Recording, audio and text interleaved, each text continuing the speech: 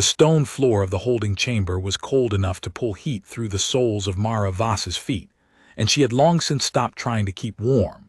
Warmth was something she rationed now, like water, like sleep, like the small acts of defiance she permitted herself, so that she didn't use them all up at once. She sat cross-legged against the curved wall and breathed, watching the bioluminescent strip that ran along the ceiling cycle from pale blue to the sick amber that meant it was nearly feeding time. She had learned the cycle. She had learned everything she could about this place, the way a mason learns the grain of stone, not from love of it, but because you cannot split what you do not understand. She had been here for 712 days. She did not know this with certainty. She had counted from the first morning she woke in the chamber to find that someone had removed her boots, not as punishment, she thought, but as a reminder of what she was in this place. Property.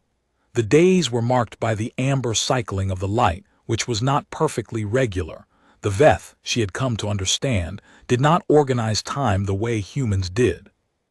Their sense of duration was more like the way water moves, distributed, patient, indifferent to individual moments. This made them poor at understanding obsession. They could not quite compute why she kept scratching the count into the soft mortar between the basalt tiles on the wall behind her sleeping mat, hidden under the mat's edge, where the cleaning limbs of the maintenance unit could not reach. The scratches gave her a number to wake up to. The number gave her a direction. The chamber door was not a door in any human sense. It was a section of wall that the Veth had learned to make permeable through a process she had been given no name for. The material simply thinned when a Veth approached it, and the correct neurochemical permission was broadcast. The first time she had seen it, she had run her hands along the wall for 20 minutes after the Veth passed through, pressing her palms flat against the stone that was now stone again, looking for the seam. There wasn't one. That was the first day she understood where she was and what she was dealing with, and she had sat down on the floor and laughed until she cried, because laughing was the only thing that had ever helped her think. Her name before this had been Mara Voss, Field Technician, 3rd Battalion Combat Engineering, last assigned to the survey garrison at Kepler Forward Station. The station was gone now. She knew this without being told, the way you know something has burned down when you smell the smoke for days and no one comes to tell you it's okay. The Veth had not told her what happened to Kepler Forward.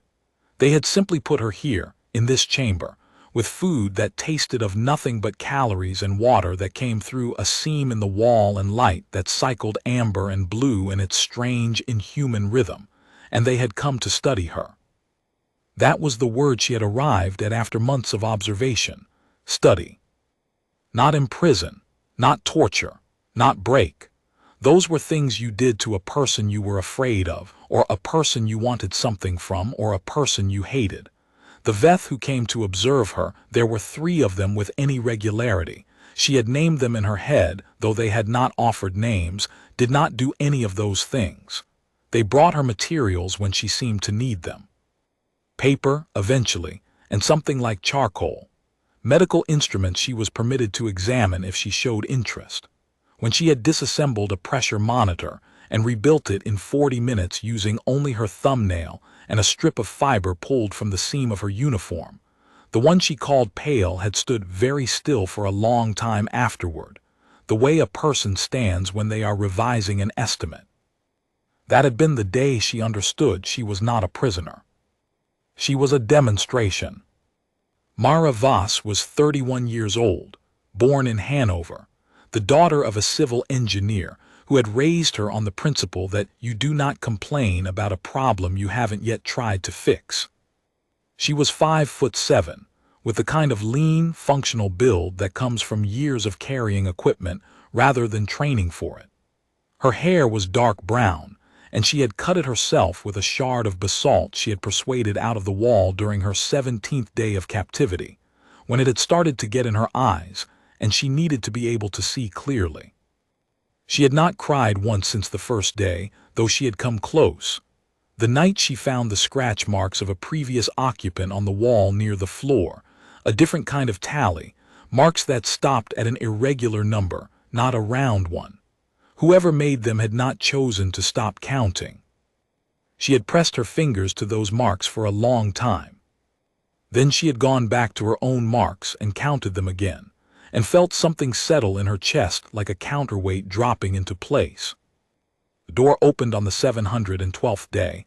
The amber light was early, she noted, or she had miscounted, and instead of one of her 3 regular visitors, 2 Veth she had never seen came through the permeable wall. They were not the same type as the 3 she knew. The Veth she had studied were lean-limbed and pale as birch, built for standing still and watching, their sensory clusters arranged along the sides of their long heads in a way that suggested peripheral awareness was their primary mode of perception. These 2 were broader, darker. The one on the right had a texture to its upper thorax that she associated, from the diagrams they had let her study, with combat adaptation, reinforced. Behind them came Pale. Pale had been her name for the one she'd come to know best, the one who brought the materials, who had stood so still when she fixed the pressure monitor, who had once, in what she had taken to be an unguarded moment, placed one of its long pale digits on the wall beside her sleeping mat and traced the edge of it with what looked like curiosity. Pale was her researcher, her warden, her only consistent point of reference in 712 days. She had spent hours watching the way Pale moved and breathed and made its decisions, because that was all she had: attention and time, and the discipline not to waste them. Pale said something. She did not understand the language, had never been given a translator. She was not meant to participate in conversations, apparently. But she had learned to read cadence and context, and the cadence of what Pale said was apologetic. She had heard it before when the water seemed failed for a day and a half, an explanation given to someone who was not expected to fully understand it. The 2 dark-thoraxed Veth moved to her mat. Mara stood up. She had promised herself she would be standing whenever anything happened. She was standing now. Her feet were bare on the cold stone floor, and she was standing with her weight distributed evenly and her hands loose at her sides, and she looked directly at the 2 Veth, which she had noticed early on was not something Veth typically did to each other. Sustained direct eye contact seemed to be a dominant signal, or something close to it, and she held it. The one on the right stopped, just for a moment, a fractional hesitation. Good, she thought, remember that. They moved her through corridors she had never seen. She had mapped in her head everything observable from the doorway of her chamber, the angle of light at different times, the distant sound shapes of activity, the vibrations through the floor that told her something large ran below, machinery or water. She had not determined which. But these corridors were new, and she turned her attention outward like a searchlight cataloging everything. The facility was old. That was her first new impression, old in the way that human buildings rarely were, a kind of age that had settled into the very molecular composition of the material, not just weathered but deepened. There were markings on the walls that were not recent. The Veth around her moved with the casual familiarity of people who had been in a place long enough to stop seeing it, and she looked at what they weren't looking at, because that was where the useful things usually were. Exits, she counted 3 that were plausible, not likely plausible. The difference was important. She was taken to a room larger than any she had been in, with a ceiling high enough that the bioluminescent strips curved in a slow arc overhead like a false sky. Other humans were there. The shock of seeing them hit her somewhere between the sternum and the throat, a physical impact she had not been prepared for, and she had to work to keep her face still. There were 4 of them, 2 men, 2 women. They were in better physical condition than she would have expected, not gaunt, not beaten. They looked, she thought, like she probably looked, functional, wary, calibrated to the environment. They had learned to live in it the same way she had. None of them said anything at first. The Veth withdrew to the far wall, and she understood that this, too, was part of the demonstration. Humans placed together, observation of what they did. She sat down on the floor because it was the thing they would least expect. not with the defeated sideways drop of someone being controlled, but deliberately, with her legs crossed and her back straight, and she met each of their eyes in turn. A man in his 40s with a salt and pepper beard. A young woman with the systematic stillness of military training. An older woman, small and broad-shouldered, who had a scar along her jaw that spoke of something survived. A young man, maybe 25, who had the eyes of someone who had already done his grieving and was now purely, carefully operational. She pointed to herself. "Mara," she said. The older woman said, "Hendricks." Her accent was South African, worn thin by years of field work. They went around the group. The bearded man was Calloway, British. The young woman was Wren, no last name offered. The young man was Ferris, American, who looked at her when she sat down and gave her a very small nod that she took to mean he had noticed the deliberateness of it and approved. She looked at the Veth along the far wall. Then she looked back at the group. She picked up a piece of the fine grit from the floor. The chamber had a thin sediment of mineral dust along its edges, and she drew a rough circle in the dust between them, and she pointed at herself, and she drew a line to the circle, and then she pointed at each of them in turn and drew more lines. Hub. Spokes. Not a diagram of what they were, a proposal for what they should become. Calloway looked at the Veth, then at the diagram, then at her. "Information sharing," he said quietly. "Everything," she said, "everything you've learned. Separately you've each solved parts of it. Together we've solved all of it." It was not immediately clear that this was true. But she had learned, 712 days ago, that confidence delivered in the right register is itself a kind of evidence. They spent 3 days in the large chamber. The Veth did not separate them. She thought she knew why. The Veth interpretation of this was that they were observing social bonding, communication protocols, the human instinct toward group structure. Let them. Every observation cuts both ways. On the second day she asked Calloway about his background. Civil infrastructure, he said, water systems mostly. She asked Wren, who had the systematic stillness. Wren had been a military technician, communications. Hendricks had been a physician. Ferris had been a biologist. "They collected us," Ferris said on the second evening. "The amber light was high and harsh. That's what I figured out. It's not random. Each of us does something they wanted to study." "What did you do?" Mara asked. "I was cataloging extremophile bacteria," he said. "Life in conditions where life shouldn't survive. I think they found that interesting." She thought about that for a long time. On the third day, Pale came back alone. There was something different in Pale's movement, a quality she had never seen before, a hesitation in the way it crossed the threshold. She had been watching Pale for 20 months, and she knew its body language the way you know a coworker's moods, involuntarily, built from attention and proximity. Pale was uncertain, and underneath the uncertainty was something she could only call discomfort. She crossed the room and stood in front of Pale. Pale's sensory clusters moved. It made a sound, not language, not directed at anyone. A low, resonant sound that she had once heard in a different context, when a Veth dropped something fragile and the sound preceded the apology. It was the sound of a thing being regretted. She did not look away. Whatever Pale was about to do or permit to happen, she had already decided she was not going to make it easy. What happened next came in pieces she had to reassemble later. The 2 combat-built Veth returned with more of them, 7 in total.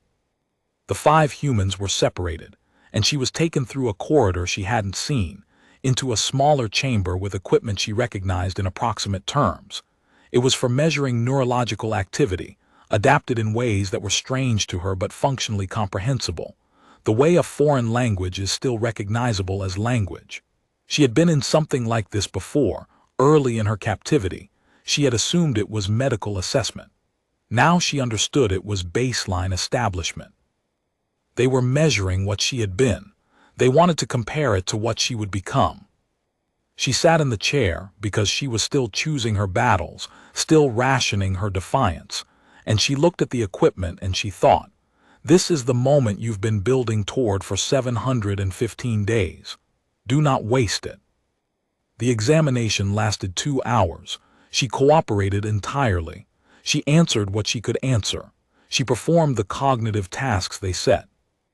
When they put her in a situation that required problem-solving, a simple mechanical puzzle, 3 interlocked rings of a material she didn't recognize, she solved it in 8 minutes, which she suspected was faster than they expected, though she had slowed herself slightly because she had learned that demonstrating the full edge of her capability all at once was poor strategy. Give them something to discover later. Let them feel they are still learning. The moment they believe they know everything you can do is the moment they stop paying attention. She asked for water afterward, and they gave it to her. That night the amber light low and slow. Calloway leaned close and spoke in a voice so quiet it barely moved the air between them. I found where the facility connects to the surface, he said. 3 weeks ago, a maintenance shaft. The closing mechanism is Veth biological, responds to their neurochemistry, but the shaft itself, the physical construction, it's not well built. I think they don't consider escape a likely variable. That's their mistake, she said. I can't open the seal, he said. I know, she said. But I've been studying the door mechanism for 20 months. I think I can fake the signal. He looked at her. How? I don't know yet, she said. Tell me everything about the shaft. The days that followed were the most careful of her life. She was moved back to her individual chamber, but the group sessions continued twice a week, and in those sessions she and the others assembled, piece by piece, a composite picture of the facility that was better than any of them could have built alone. Calloway knew the infrastructure, the water and power flows, the physical architecture, the weakest points in the construction. Rin knew the communication patterns, the rhythms of Veth activity, when observation was heavy and when it was light, the frequencies of their internal coordination that Rin had been parsing from vibrations through the walls for over a year. Hendricks knew the medical, the Veth biology, the neurochemical basis for their permission system, the components she had identified in the facility's atmosphere that seemed to be part of how they maintained biological compliance in their subjects. Ferris knew the life systems, what the facility was built on, literally, the deep structure of it, and where that structure had vulnerabilities. She knew the doors. 20 months of watching Pale. 20 months of observing the way a Veth body communicated permission to a permeable wall, the microexpressions, the subtle postural shifts, the orientation of the sensory clusters that preceded access. She had built a model of it in her head so detailed she could run it forward and backward like a film. And she had spent the last 4 weeks running a different kind of experiment, one she had told no one about, not even Calloway. When Pale came to her chamber, she had begun to mirror. Not obviously. Mirroring was a human social behavior, but it was also something deeper, a physical language of alignment, of saying to another body, I am like you, I am not a threat, I am part of your context rather than outside it. She did not know if the Veth were susceptible to it. But she had watched Pale's responses carefully, and she had noticed that when she sat in certain ways, when she oriented her body in certain directions, when she arranged her posture to echo the geometry of Pale's own stance, Pale's sensory clusters showed a specific pattern, a pattern she associated from long observation with something like comfort, or familiarity, or trust. She was not trying to make Pale trust her. She was trying to understand what Pale's body did when it felt permission, because that was the signal she needed to replicate. On the 741st day, she asked Rin to run her a risk assessment on the shaft. Rin was quiet for a long time. Then, 40% survival on a good day. If we're caught in the shaft, there's no way out. The Veth response time to a breach is less than 4 minutes. 4 minutes is enough if we know what we're doing. If Rin said, what's the other option? Rin said nothing. They both knew what the other option was. They had both seen where the demonstration was heading. Over the past months, the examinations had become more specific, more invasive, not physically, but in their implications. The Veth were no longer establishing baseline. They were testing applications, testing what humans could be used for. The work orders at a facility like this didn't end with a subject released into the world. They ended with a subject filed under completed. 40%, Mara said. I'll take it. She did not sleep the night before. She lay on her mat and counted her scratches and thought about her father, who had taken her at age 9 to see a bridge he had helped build and had told her, "The math that holds a bridge up is the same math that will eventually bring it down. Everything has a load limit," he said. "The trick is knowing where yours is and not letting anyone else decide it for you." She thought about the marks she'd found when she first arrived. Someone else's count, stopped at an irregular number. She thought, not me. At the point in the light cycle that Rin had identified as the lowest observation period, a window of approximately 22 minutes, when Veth activity in the corridors dropped to a pattern they had interpreted as shift change. She stood up and put her bare feet on the cold floor for the last time and said, quietly, to the empty room, "Okay." The group session the next day was not a group session. The Veth brought them together, and Mara stood at the center of the room and looked at each of her 4 companions, and she did not speak with her mouth. She tapped her left collarbone twice, the signal they had established for tonight. Then she sat down and answered every question the Veth asked with full cooperation and her most readable expressions, and she ate all the food they gave her and drank all the water, and she was, for the last time, a model subject. The maintenance shaft Calloway had found was behind a service access point in the lowest corridor she was permitted to use. The seal was a section of wall that operated on the same biological permission principle as the chamber doors, but it was older. The Veth had built it early in the facility's construction and had not updated it, because they had not imagined that anyone would try to use it. The signal it responded to was less sophisticated than the chamber doors, more primitive in its requirements. That was the thing Pale had given her without knowing it. She understood Pale's body language the way a musician understands an instrument. She had been studying it for 20 months. She knew the neurochemical state that corresponded to permission. She had mapped it onto the postural and microexpressive patterns she could see and replicate.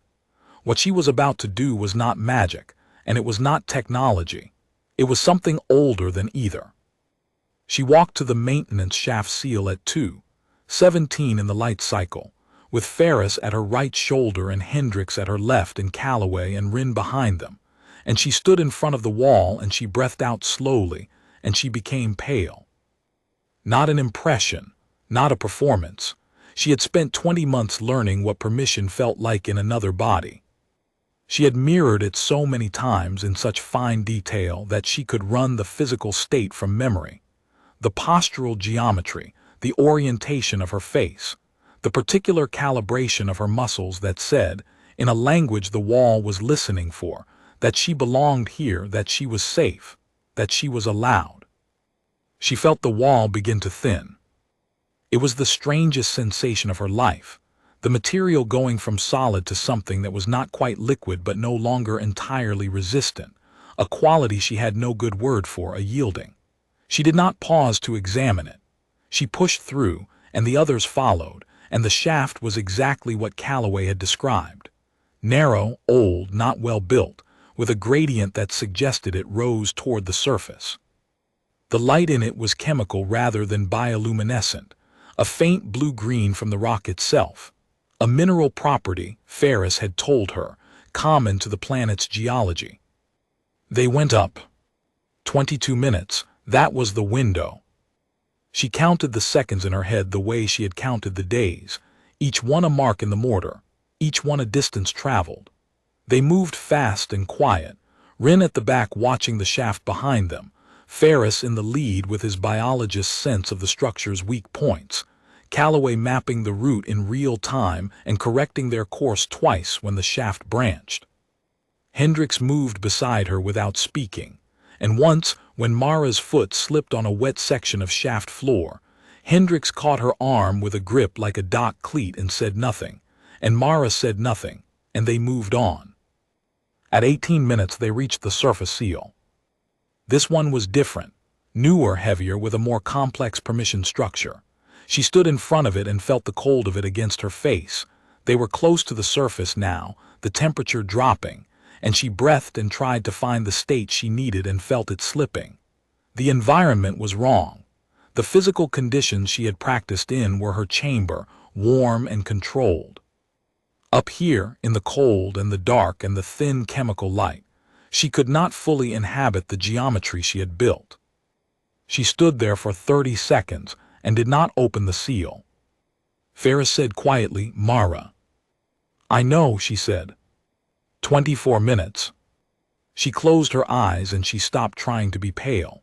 She stopped trying to replicate the neurochemical state of a Veth who belonged. Instead, she did something she had not planned and did not entirely understand. She found the thing in her own body that was closest to permission. Not the word, not the concept, the physical state, the feeling of a door opening because you have earned the right to open it. She thought about her father's bridge. She thought about 741 days. She thought about the scratches on the wall that stopped at an irregular number, and she thought, "Not me, not today, I have counted too far to stop here." The wall thinned. She went through it fast before she could lose it, and the night hit her like cold water. The smell of the planet's open air, mineral and sharp and completely unlike anything she had breathed in 2 years, and she staggered on the surface soil and caught herself on her hands and knees, and then she stood up, because she had promised herself she would always be standing. The others came through behind her.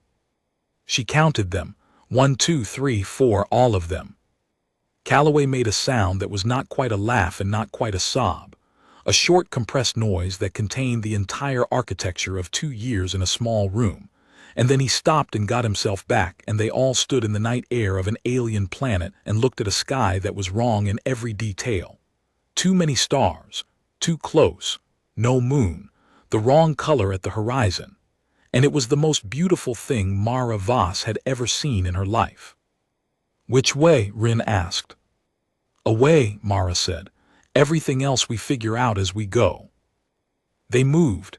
The facility was below them. They were on a surface that was more plateau than ground, elevated, with a landscape below that was dark and large and unknown.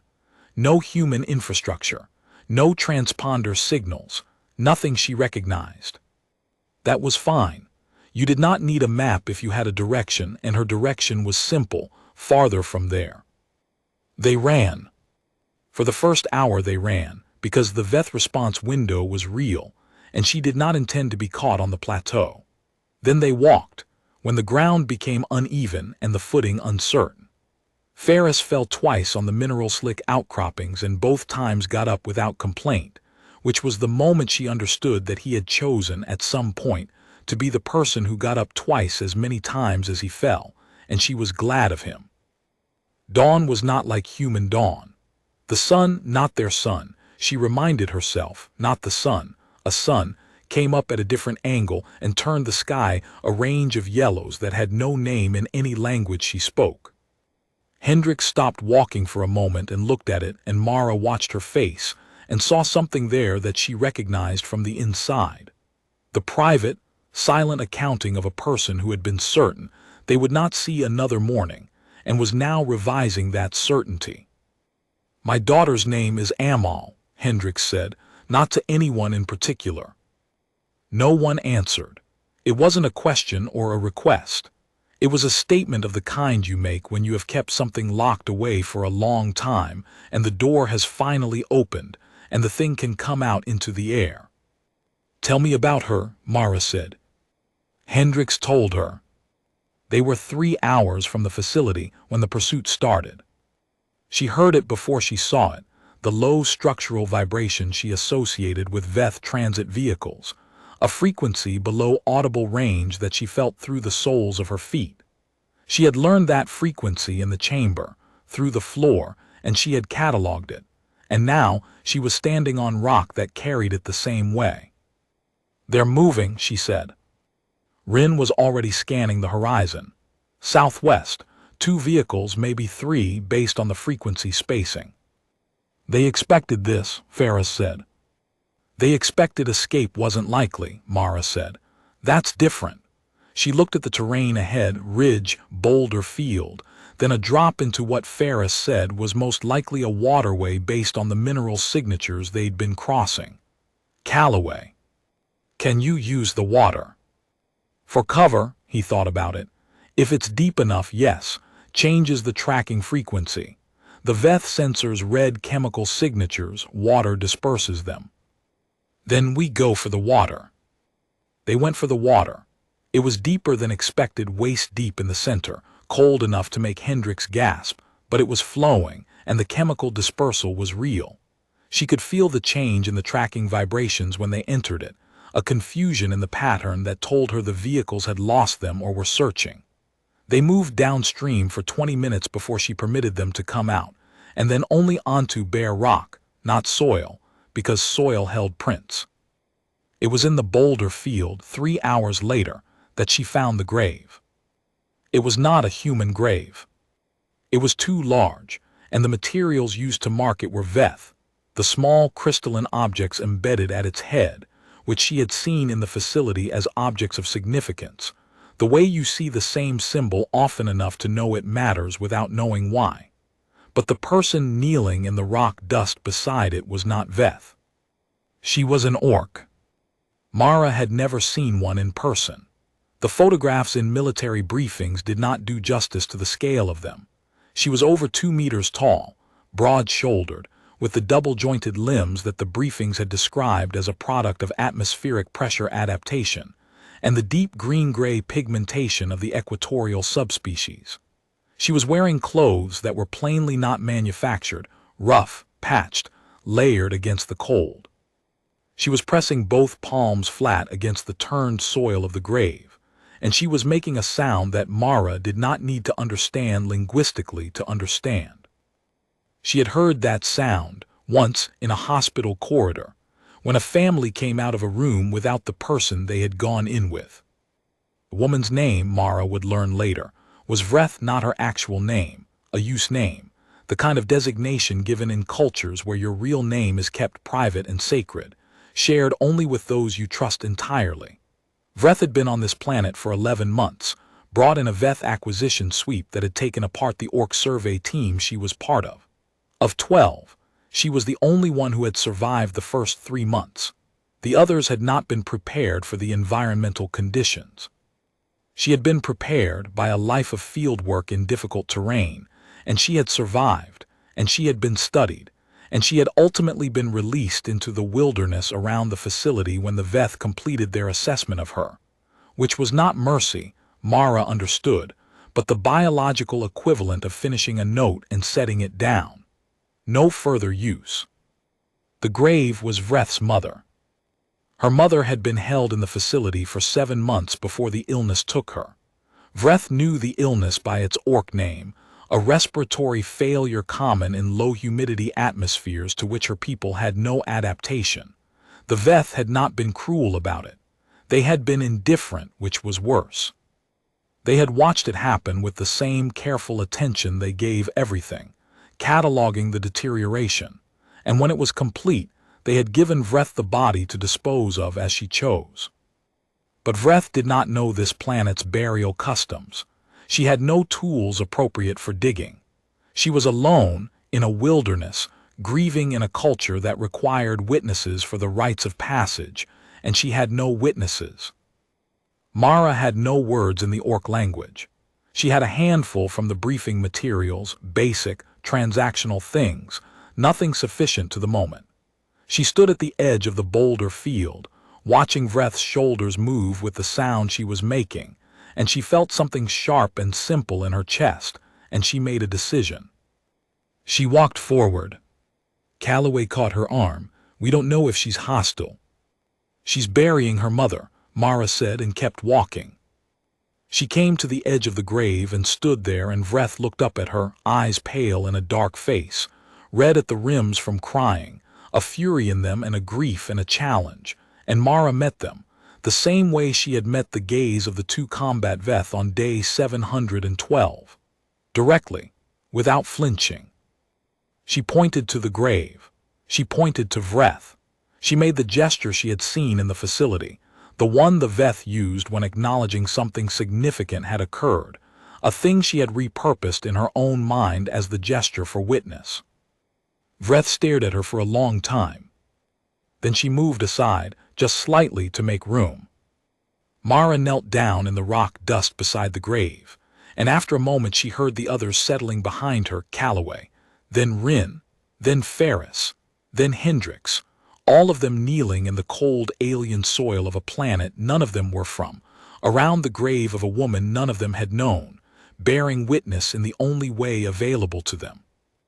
Vreth made the sound of the rite long and structured and clearly formal, the grief in it organized into something that had a shape, that could be given and received and completed.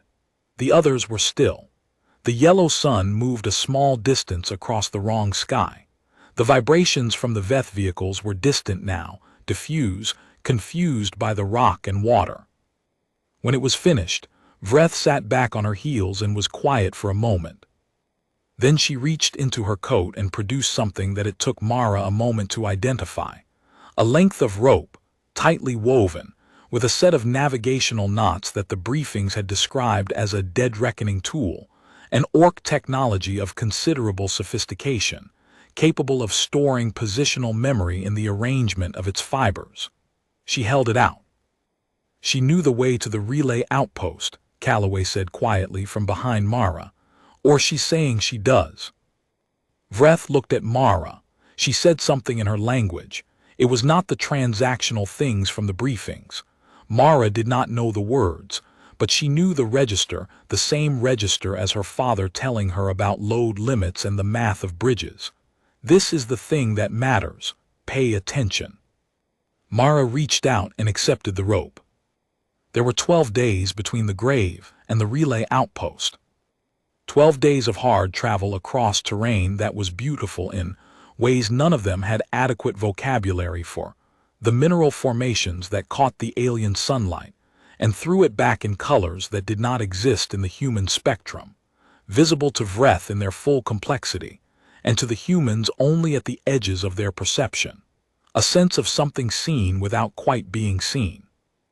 12 days of learning each other's languages in the way you learn things when you have to, fast, imprecise, full of error and correction, and the gradual building of a pigeon that was none of their languages and all of them.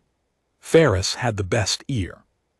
He could reproduce the phonemic inventory of Orc language within 3 days, imperfectly but recognizably, and the look on Vreth's face the first time he made her laugh was one of the things Mara knew she would carry. The Veth came at them on day 6. Not a patrol sweep, a targeted pursuit. Someone had calculated their likely trajectory and sent a team ahead to cut them off, which told her that the Veth were capable of predictive modeling when motivated, and that the escape had motivated them. The team was 4 Veth, 2 with the combat-built thorax profile, and they came from a direction she had not expected, not behind them but ahead, which was either intelligence or bad luck, and she had learned to treat luck as intelligence until proven otherwise. She had 40 seconds before contact. Calloway, she said, the ridge. He was already looking at it. Load limit on the overhang is. I know, she said, we need them under it. What happened in the next 4 minutes was not beautiful. It was not heroic in any recognizable way. It was a civil engineer running stress calculations in his head under fire, and a biologist who had spent 11 months studying this planet's geology, identifying the 3 specific points on the ridge face that Calloway needed, and a communications technician drawing Veth attention with sound in precisely the right frequencies to move them into the correct spatial position, and a physician whose steady hands did not shake when she needed them not to shake. And it was an orc woman who had grown up navigating the kind of terrain that humans built monuments to, moving with a speed and efficiency across the rock face that made Mara feel, for one brief second, something close to awe. And it was Mara Voss, who had spent 712 days learning how to think in the architecture of her captors, and who had known from the first assessment in the examination room that the Veth did not fully understand what they were studying. They had catalogued her abilities.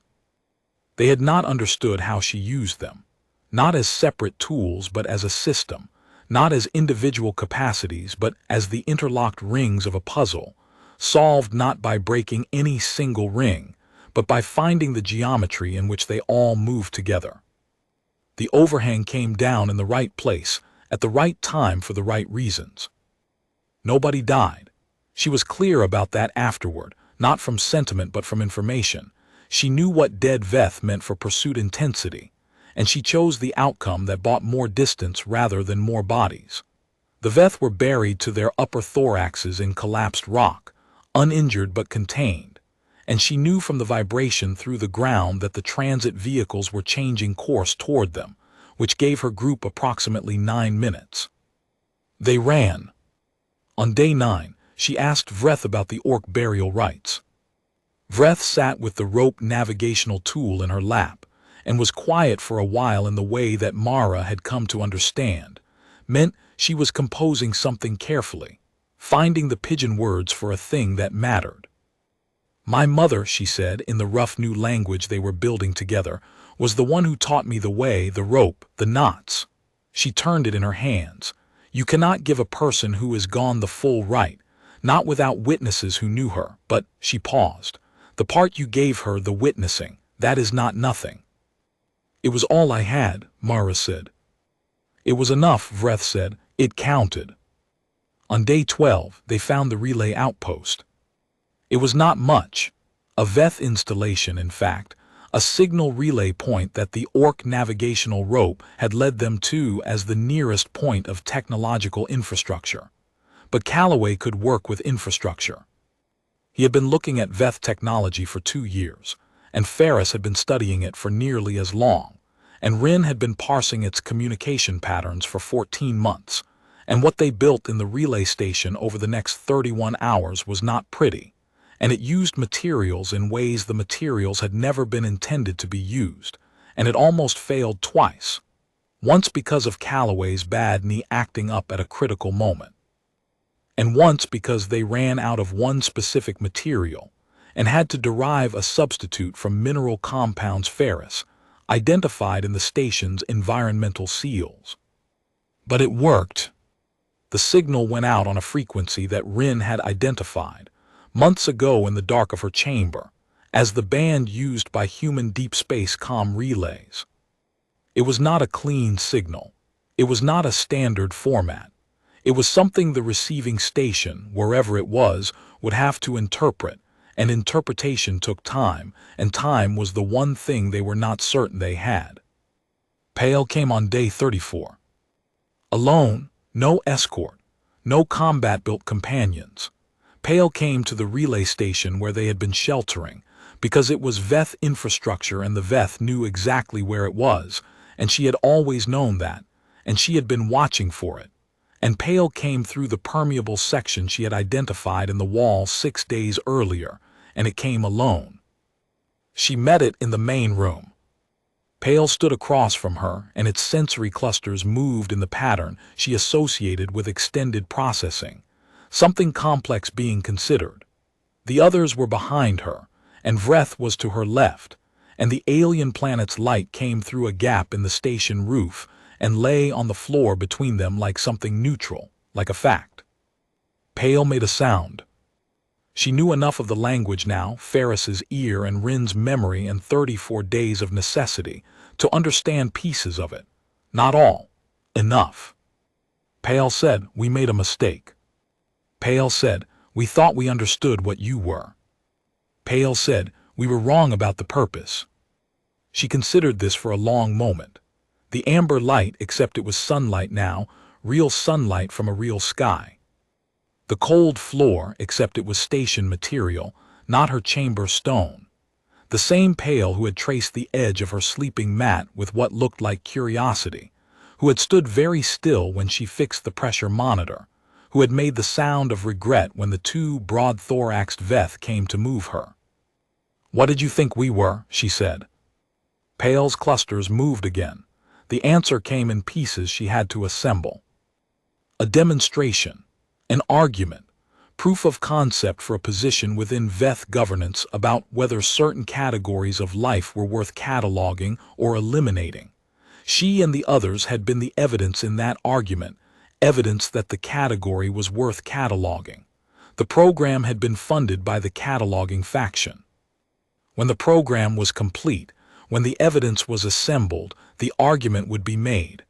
The outcome of the argument was not yet determined. She thought about this. She thought about her father's bridge. She thought about the scratches on the wall, the ones that stopped at an irregular number. "I need you to understand something," she said. She kept her voice very level, the way she had kept it when she was in the chamber, when things were happening that she needed to think through carefully. "I understand that in your framework we were a study. I understand that you thought of us as evidence. I understand that Pale thought of me, maybe, as something close to a subject of interest." She paused. "But I've been standing in the cold of this planet for 34 days, and I've been in a chamber for 712 days before that, and I need you to understand what that means." Pale's clusters were absolutely still. "It means I'm not evidence," she said. "It means none of us are evidence. It means the orc woman to my left buried her mother in a hole she dug with her hands because no one gave her tools, and she gave a human stranger the most important thing she owned so that we could find our way to a place where we could send a signal. And I need you to understand that what that is, the thing that made her do that, the thing that made me kneel down beside that grave, the thing that made us keep moving when the Veth vehicles were 4 minutes behind us, and the ridge came down exactly where we needed it, that's not something you can catalog. You cannot put it in a study. You cannot make it into evidence for an argument." She stopped. Pale was very still. "That's what you got wrong," she said, "and I think some part of you already knows that." The long pause before Pale responded was one she would think about for the rest of her life, not because of what Pale said. Because of what happened in Pale's body during that pause, the small, precise series of postural adjustments she recognized from 20 months of watching, the same sequence as the moment Pale had traced the edge of her sleeping mat with something she had named curiosity. Pale was revising an estimate. Pale was updating the model. The signal came back on day 41. It was not a rescue, not immediately. It was a confirmation of receipt and a request for coordinates and a wait time, 19 days. 19 days before the human vessel could reach them. She read the signal and told the others and watched their faces and thought about numbers. 712, 741, 12, 34, 41, 19 more to go, and felt something she had not allowed herself to feel for a very long time. Something with no tactical use whatsoever, something she had kept locked down through 2 years of rationing. Hope was the wrong word for it. It was less abstract than hope. It was the specific, physical certainty of a person who has done the math and trusts the math, who built the bridge and knows its load limit, who has counted every mark and knows the number doesn't lie. She said to Ferris, 19 days. Ferris looked at her. He was smiling in the careful way of someone who has learned to be careful with their face. "We've done longer," he said. She said to Vreth, 19 days. Vreth turned the navigational rope in her hands and added a knot to it and said something in the full-weight orc language. Not the pigeon, something formal, something structured, something that had the cadence of a promise made to a person rather than about a situation. Later, when she had better words for it, Vreth told her what it meant. "I am adding this to the rope. 19 days, your name in the knot, so that when I teach the rope to my children, they will know."